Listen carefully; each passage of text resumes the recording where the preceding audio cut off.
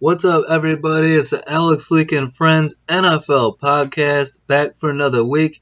I'm your host, Alex Leak, and this is the 2019 Week 12 Chicago Bears at the New York Giants episode. The 4-6 Bears at the 2-8 Giants.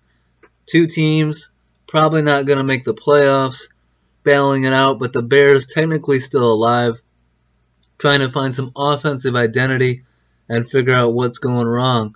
After such a great year last year of winning the NFC North and getting to the playoffs and, Matt Nagy winning Coach of the Year and Trubisky making the Pro Bowl and having the number one defense in football, it just hasn't translated this year.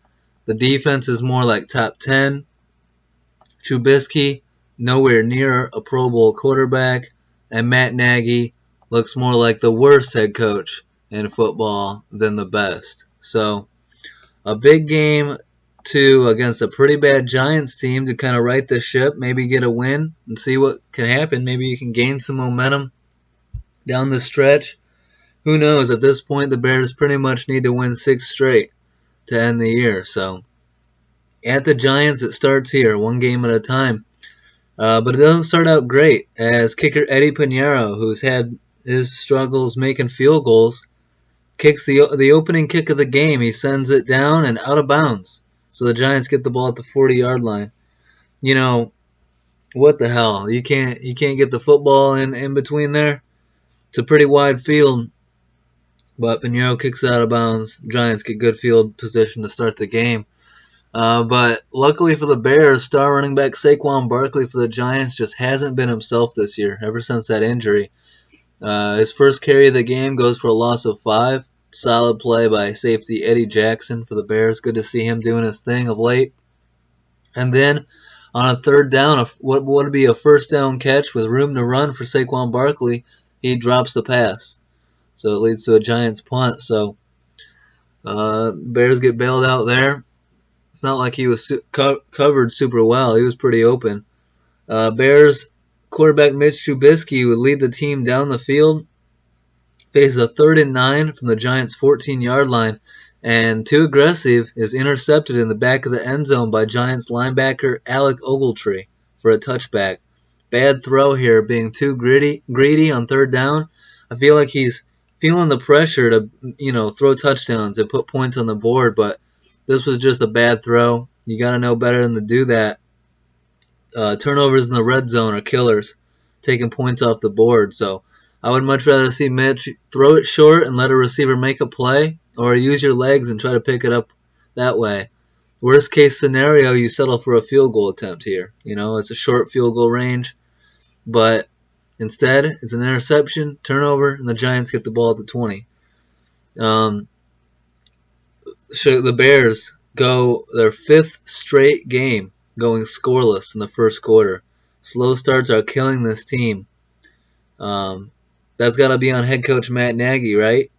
I know a lot of you are making excuses. Oh, Matt Nagy, Mitch Trubisky is so bad, even Matt Nagy can't fix him. And even Matt Nagy can't, scheme receivers to do well if they drop in the ball. That may be true, but it's Matt Nagy's job to put his players in the best position to succeed, and also it's Matt Nagy's job to have his players ready to go on kickoff. And it doesn't seem like he's had that 5 straight games without any points in the first quarter. Going back to that Eagles game, -1 yards the entire first quarter. Can't happen. And these slow starts are absolutely killing this team. On 3rd and 10, while standing in his own end zone and unable to find an open receiver, Trubisky rushes up the middle for 11 yards to pick up the first down and extend the drive. A nice instincts by Trubisky there. Way to not panic, standing in your own end zone, and make a play. Giants rookie quarterback Daniel Jones on play action throws a 3-yard touchdown pass to rookie tight end Caden Smith. Caden Smith's first career NFL touchdown, and the Giants take a 7-0 lead. Giants kicker Aldrick Rosas misses a 42-yard field goal attempt after a bad snap from the long snapper, but still, I think the holder got the ball in position in time. Should have made that one.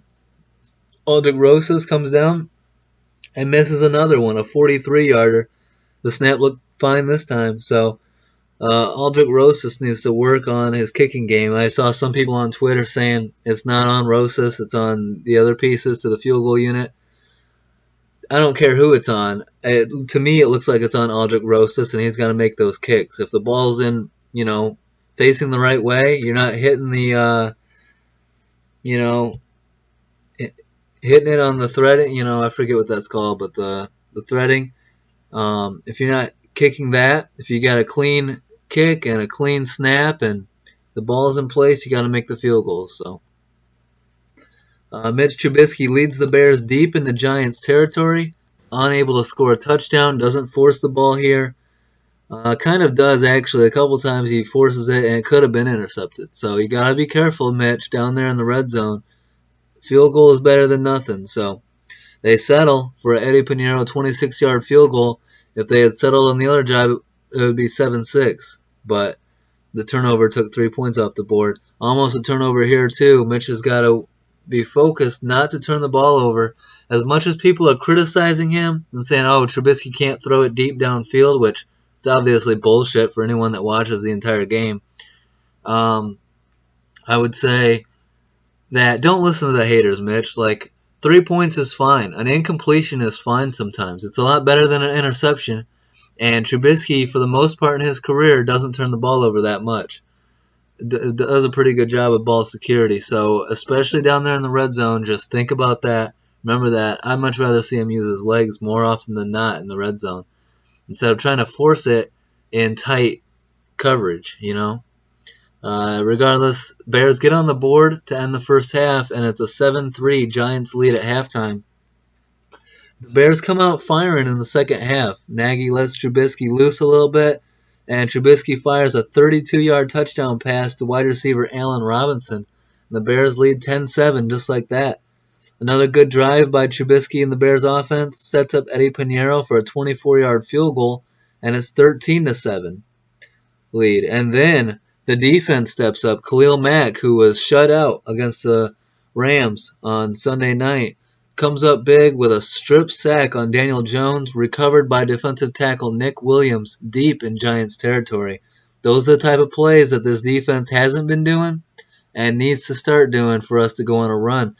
We started to see it against the Rams, forcing turnovers, and we saw it here, and we need more of that. Big play by Mack, great play, sets the Bears up with very short field, and it leads to a Mitch Trubisky 2-yard touchdown run.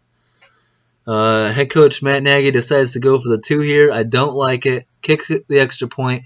If you trust your defense enough, you trust that defense. That defense is supposed to be elite, right? Then you shouldn't even be worrying about them getting to 20 points. Trust the defense and kick it. Instead goes for 2. 2 penalties later, and it's a long extra point attempt for Eddie Pinheiro, who misses the extra point. Once again, kicking issues. And the Bears are set with a 19-7 lead. Then a deep pass by Trubisky is intercepted by Giants rookie safety Julian Love, which I don't know what happened on this throw. It wasn't a good throw. I don't know if he got hit or what, but it didn't look good. And you got to not throw those. No turnovers are acceptable. And you got to do better about that, Trubisky. But good job to have the team up, at least at this point. Giants head coach Pat Shurmur decides to go for it on 4th and 4 from the Bears' 44-yard line, which makes sense. You're down 12. You got to get points. They're stopped short. Turnover on downs. Great job by the defense. Bears defense really dominated for the most part. 4th and 18 from the Bears' 23-yard line. A field goal doesn't cut it, so the Giants are throwing it into the end zone. And somehow, Daniel Jones throws a 23-yard touchdown pass to wide receiver Golden Tate. The extra point is good, and it cuts the lead to 19-14 in the fourth quarter. I don't know how this pass gets in there. I think it was a mistimed jump by the secondary, but that pass has got to be intercepted or knocked down or something. You can't allow a touchdown pass on 4th and 18. Absolutely unacceptable. Hopefully the defense does better going forward. But big play by the rookie and great catch by Golden Tate, old reliable. So at 19-14, the Bears defense stands tall, forces a turnover on downs with less than 2 minutes left in the game. and run out the clock. And the Bears get a much-needed win at MetLife Stadium over the Giants, 19-14, to improve to 5-6. For the Bears' stats, quarterback Mitch Trubisky combines for 296 yards, 2 touchdowns, 1 passing and 1 rushing, and 2 interceptions. This is Trubisky's first game with more than 255 passing yards since Week 10 in 2018. So nice to see. I mean, honestly, I know he's been playing against some weaker defenses, but I feel like Trubisky's getting a little bit of a rhythm here. You know, he's finding guys open downfield and making some plays. We saw a little bit of it, you know, in the Rams game. You know, this was a pretty impressive performance by Mitch considering that hip injury that he couldn't even sit down against the Rams. Then he was a full participant all week. I wonder what that's about. But no, in all seriousness, I feel like Trubisky's confidence is getting up there a little bit. He's throwing the ball a little bit more downfield, and it's what I like to see. Hopefully he cuts down on the turnovers and has a big game coming up. Allen Robinson catches 6 for 131 yards and a touchdown. It's his first 100-yard receiving game since Week 1. Star linebacker Khalil Mack records 2 tackles, a sack, and a forced fumble. For Mack, that's his 17th forced fumble since 2016, which is the most in the NFL. Kicker Eddie Pinheiro goes 2 for 2 on field goals and 1 of 2 on extra points. For the Giants, rookie quarterback Daniel Jones goes 21 of 36 for 150 yards, 2 touchdowns, and a fumble lost. And that's 18 turnovers on the season for Daniel Jones. That's the second most in the NFL. If you guys remember, he didn't start Week 1. He replaced Eli Manning mid-season. So for Daniel Jones to have that many turnovers, the second most, that's a sign of concern for the Giants. I know he's young, he's a rookie, he's learning, but he's got to cut down on the turnovers long term. You can't have all those turnovers long term unless you want to be Jameis Winston. Star running back Saquon Barkley held to 60 yards combined and has not had a 100-yard rushing game since Week 2. So obviously the injury playing a factor with Saquon Barkley. Also, playing on a bad team doesn't help. And so, yeah. Wide receiver Golden Tate, 3 catches for 33 yards and a touchdown, and has the 4th longest active streak with a catch in 111 straight games. Reliable safety blanket wide receiver Golden Tate. I don't know why any team would let him go, but it is what it is. Kicker Aldrick Rosas goes 0 for 2 on field goals and 2 for 2 on extra points. So the Bears get a big win here, improve to 5-6, and next up tomorrow on Thanksgiving at Ford Field and the Detroit Lions, who are 3-7-1. The Lions will be starting third-string quarterback David Blau. It'll be his first career start. Former Purdue quarterback, the rookie, going up against a nasty Bears defense. It's going to be hard for him to have success against that. Trubisky starting. This is a game the Bears absolutely need. They can't lose again if they have any hope of making the playoffs. They got to win out. And if you look at it, if you're trying to be optimistic, you go into Detroit on Thanksgiving and get a win. You sweep the Lions for the second straight year. There's a win. You stay alive in the playoff race, with 6 losses. You get a 2-game winning streak under your belt. You improve to 6-6, get back to 500, and then host the Cowboys a week from Thursday, a week from tomorrow. So anything's possible. We'll see what happens. I'm taking the Bears at the Lions on Thanksgiving. As bad as Trubisky's been this year, he's going to be better than the third-string quarterback.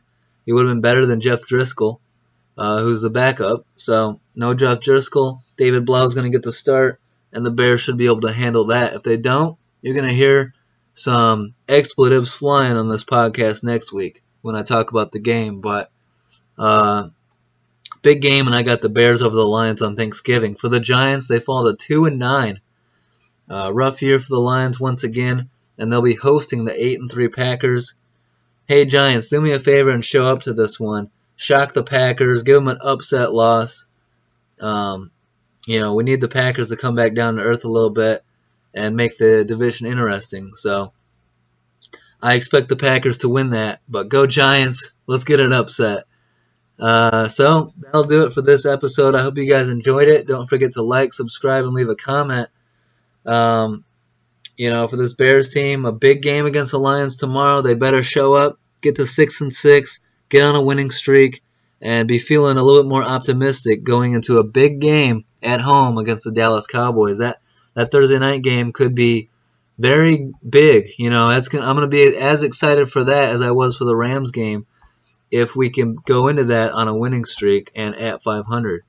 So, can't wait. Great football all day tomorrow. Hope you guys enjoyed the episode. Appreciate all the support. Hit me up on Twitter and Instagram at Freakaleague1209. Follow me subscribe to the podcast on YouTube, Alex Leak and Friends. That's all you got to search. Weekly episodes on there and 30-plus player interviews. So, thank you. Have a great holiday weekend. And eat lots of food and enjoy the football. Have a good one, guys. Peace out.